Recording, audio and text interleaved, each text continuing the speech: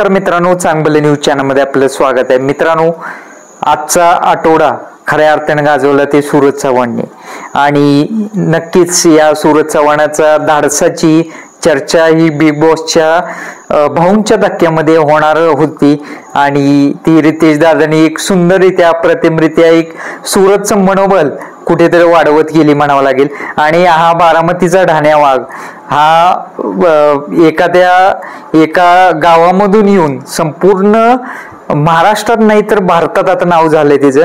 आणि रितेश भाऊ त्याला म्हणाले की तू गेम मध्ये इतकी प्रामाणिकता दाखवलीस आणि खरंच हा आठवडा तूच गाजवलास म्हटले.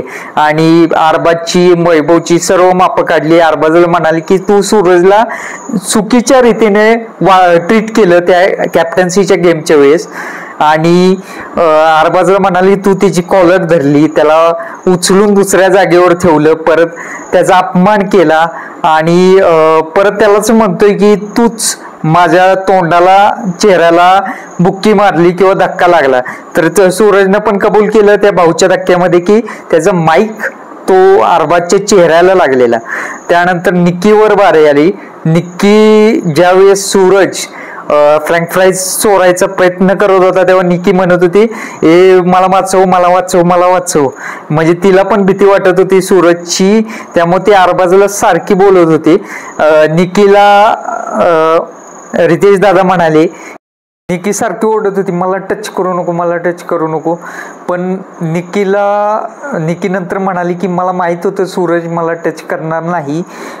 तर रितेश दादा यावर म्हणाले की महाराष्ट्राची संस्कृती त्याच्या रक्तात भिनलेली आहे, त्यामुळे त्यानं तुला हात लावला नाही आणि तुला कसल्याही प्रकारची इजा केली नाही. बरीचशी चर्चा सूरजवर झाली. परत त्यानंतर पॅडी दादा, डीपी दादा आणि अंकिता यावर रितेश दादांचा मान चालला. ते म्हणाले की तुम्ही त्याचा वापर त्याच्या खांद्यावर बंदूक ठेवून करू नका, तुम्ही तुमची गेम खेळा. तुम्ही मान्य आहे सूरजला सांगताय तू चांगला खेळतोय वगैरे, परंतु त्या दिवशी कॅप्टन्सीच्या टास्कमध्ये तुम्ही सूरजचा पण विचार कुठेतरी केला पाहिजे होता आणि तो विचार झालाच पाहिजे असं रितेश दादा म्हणाले.